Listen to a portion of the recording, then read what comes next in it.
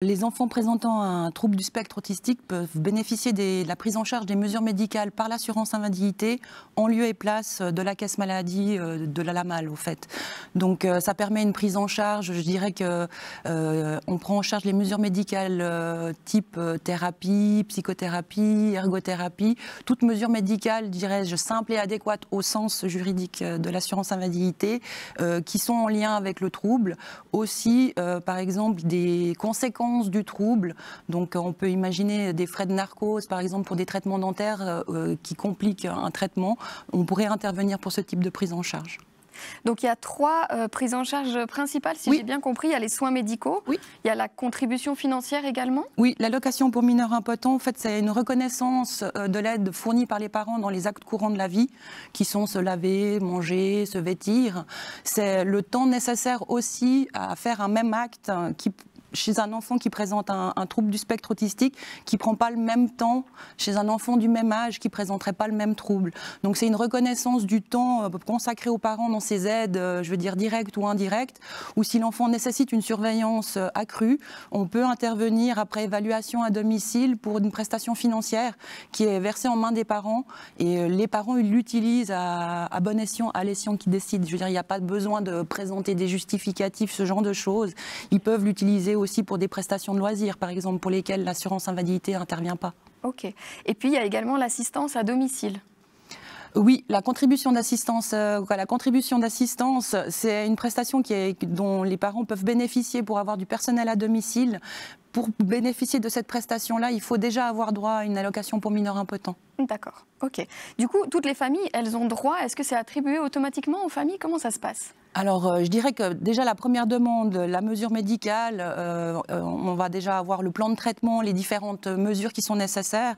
Et effectivement, en fonction de l'évolution de l'enfant, de son âge, si on constate effectivement qu'il y a d'autres prestations qui peuvent entrer en ligne de compte, on propose aux parents l'examen de la prestation, à eux aussi de voir s'ils sont intéressés et d'y donner suite.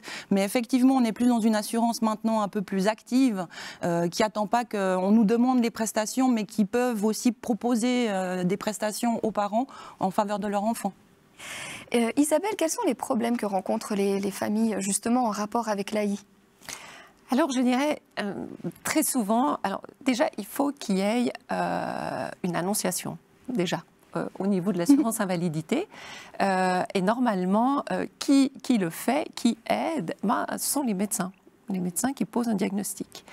Et voilà, nous on a encore des parents qui nous disent mais on ne nous a pas dit, on ne nous a rien dit, ou bien il y a peut-être des termes encore qui ne sont pas très bien compris.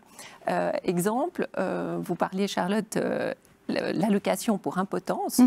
Quand on est parent d'un enfant autiste, on se dit, mais quelque part, mon enfant, il n'est pas impotent. Donc forcément, je veux dire, voilà, il a tous ses membres, il peut se lever, voilà, il peut même courir, sauter. Donc on ne pense pas que c'est peut-être quelque chose pour nous, pour notre enfant. Donc, je dirais, les principales barrières, déjà, c'est la reconnaissance diagnostique. Donc, on l'a vu tout à l'heure, il y a cette errance diagnostique pour nos parents, nos familles. Donc, déjà, obtenir un diagnostic, être face à un médecin qui tout de suite fait les rapports, annonce, explique aussi aux parents ce à quoi ils peuvent avoir droit justement au niveau de l'assurance invalidité. Et puis après, ce qui se passe, c'est qu'il y a une évaluation qui est faite au sein même de la famille quand il s'agit justement d'enfants.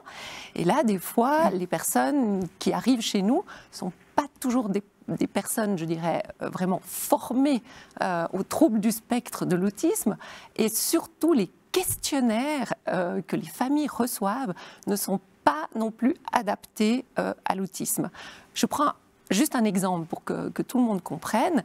On a par exemple comme question, est-ce que notre enfant peut se vêtir, se dévêtir? Très souvent, on va dire oui. Ils sont capables de mettre les habits, d'enlever les habits. Par contre, qui prépare les vêtements pour les enfants?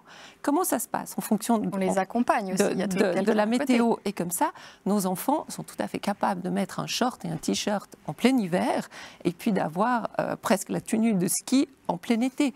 Tout ça, c'est du travail que nous, les parents, on doit faire justement en amont. Il y a tout ce travail de pré-préparation. Donc si on pose la question à une famille, est-ce que votre enfant sait s'habiller ou pas? la famille a dit oui, c'est s'habiller. Donc voilà, hop, une coche en moins, donc ça va diminuer. Enfin voilà, donc, je vous donne un petit réadapter plutôt ce questionnaire. Voilà, oui. Édouard Yossif, quel est le rôle de l'AI dans la prise en charge des enfants avec TSA ? Alors nous, au niveau de la réadaptation, on va plutôt aller dans le projet professionnel. Donc on va intervenir durant l'école obligatoire. Donc notre intervention commence à 13 ans.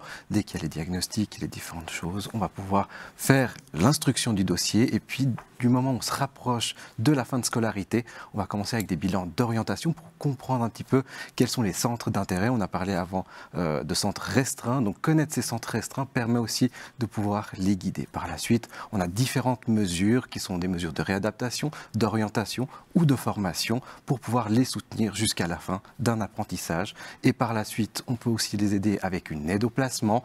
Et maintenant, avec le développement continu de l'AI, on peut les suivre jusqu'à 3 ans après une formation et un placement en entreprise. C'est génial. Il y a une contribution aux entreprises pour former les jeunes également. Tout à fait. On peut intervenir avec une aide aux employeurs qui accueillent des personnes avec TSA, avec une rémunération qui est de 100 francs environ par jour de présence d'un jeune.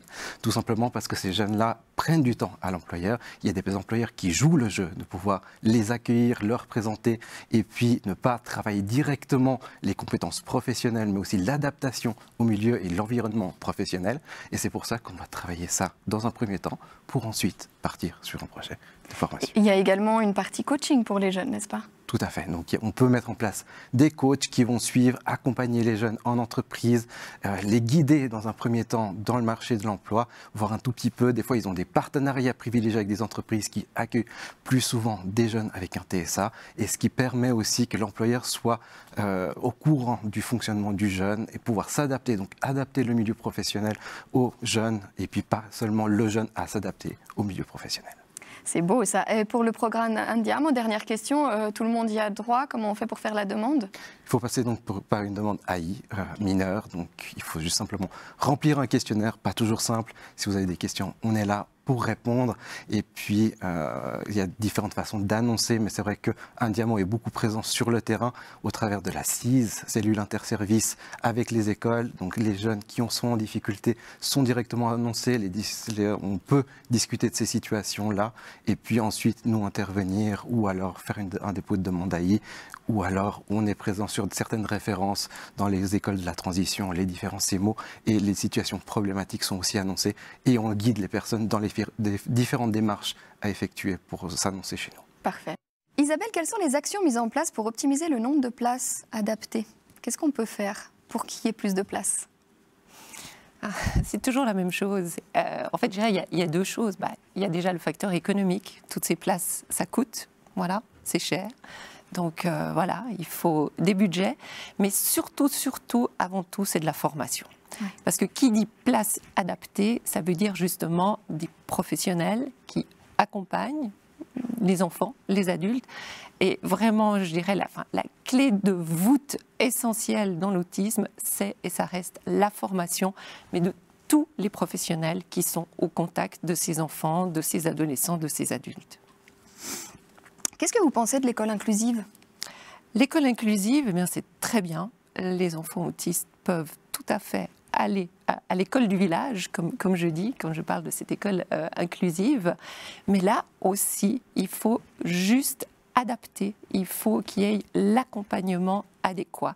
On ne peut pas, vis-à-vis des enseignants, vis-à-vis des autres camarades, vis-à-vis aussi, quelque part, des autres parents, voilà, comme ça, prendre des enfants autistes et puis les placer dans une classe sans formation, sans information et sans accompagnement adéquat.